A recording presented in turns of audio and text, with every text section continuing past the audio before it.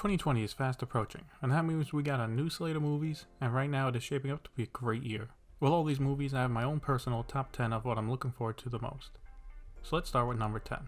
Number 10, The Many Saints of Newark. From the title alone, you may be wondering what this movie is about, and considering the show it's based on is almost 20 years old, I don't blame you.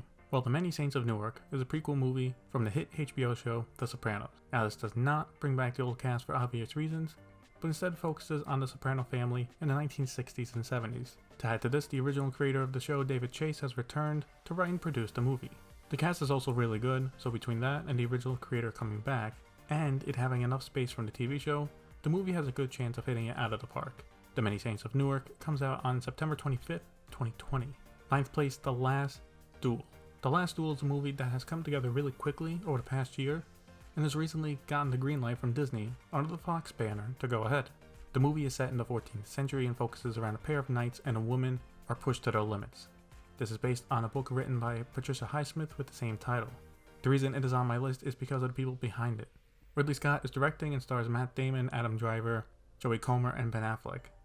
Matt Damon and Ben Affleck are also writing the script with Nicole Holofcener.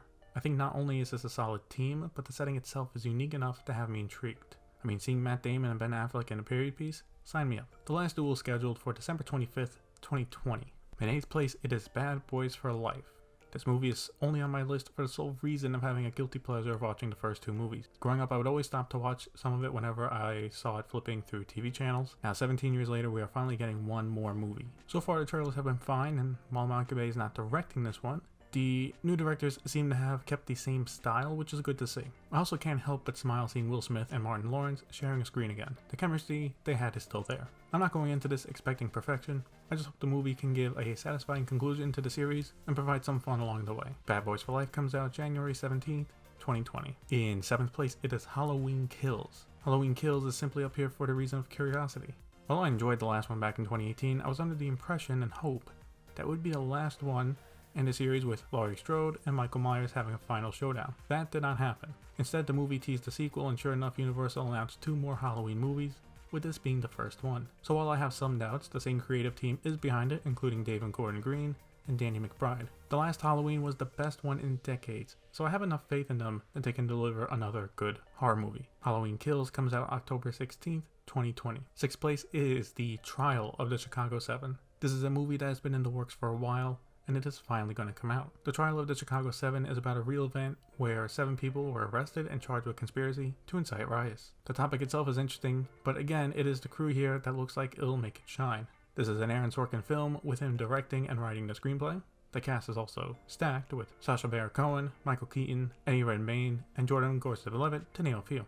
Even if it is not good, we still get some Aaron Sorkin writing to look forward to. The Trial of the Chicago 7 comes out September 25th, 2020. 5th place, it is Godzilla vs. Kong. Ever since it was announced years ago, I have been waiting for this movie to happen. While a lot of people did not like it, I was a fan of the Godzilla back in 2014, and I've also liked King of Monsters and Kong Skull Island. So for me, besides the size difference between the two titans, all I want to see is these two just fight it out on the big screen, which, after seeing the fights in King of the Monsters, I can't wait. If I had to place a bet on who comes out on top, it would be Godzilla, thanks to his atomic breath. But most likely they will team up to fight something in the end. Godzilla vs. Kong comes out November 20th, 2020. 4th place, No Time to Die. In what is supposed to be Daniel Craig's last outing as James Bond, No Time to Die has a lot of expectations to live up to, thanks to the disappointment that was Spectre. Here we see James Bond coming out of retirement, again, to help out his CIA friend Felix Slater, and soon it turns into a very dangerous mission. To be honest, as soon as I heard Felix Slater was coming back, I was excited. I always enjoyed that character, and it was sad not seeing him in the last 2 Bond movies. I'm also looking forward to having the dynamic of a new 00 agent, but having James Bond around. Bond and 007 are synonymous with each other,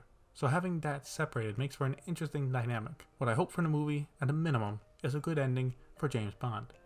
Daniel Craig has done 5 movies as the character, and should have a proper ending before we move on to the next one. No Time to Die comes out April 8th, 2020. In 3rd place, it is The Gentleman. The Gentleman came onto my radar late, as I only heard of the movie for the first time while seeing the first trailer drop, but after watching it, I was immediately hooked. Right now it looks like Guy Ritchie doing his thing with a crime topic, modern setting, and a great cast. This hopefully should be good. I say hopefully because, you know, King Arthur happened. Anyway, the cast features Matthew McConaughey, Charlie Hunnam, Colin Farrell, Henry Golding, and Hugh Grant. If this ends up anywhere close to Snatch, I'll be very happy. The Gentleman comes out soon enough on January 24th, 2020. In second place is Dune. Dune is a movie based on a book where I have purposely not tried to learn more about it to try and not spoil myself. All I need to hear is that it is a sci-fi movie directed by Denis Villeneuve and has a cast featuring Oscar Isaac, Josh Brolin, Zendaya, Javier Bardem, Rebecca Ferguson, and more. Denis Villeneuve is one of my favorite directors, and after watching Blade Runner 2049, I know he can pull off a futuristic sci-fi setting. Also hearing that there is a possible part 2 for this, assuming it does well, is even better. Dune comes out December 18th, 2020. And in first place is Tenet. Another one of my favorite directors is Christopher Nolan, and his latest movie is coming out next year with Tenet. Not much is known about it besides the cast, with the leads being John David Washington and Robert Pattinson, and like Dune, I don't want to know more. Like Villeneuve, I trust Nolan to make a great movie, like he has done many times before, and it is the mystery behind the movie that makes me more excited to see it. Tenet comes out next summer on July 17th, 2020. So those are my most anticipated movies of 2020. What are yours? Let me know in the comments below.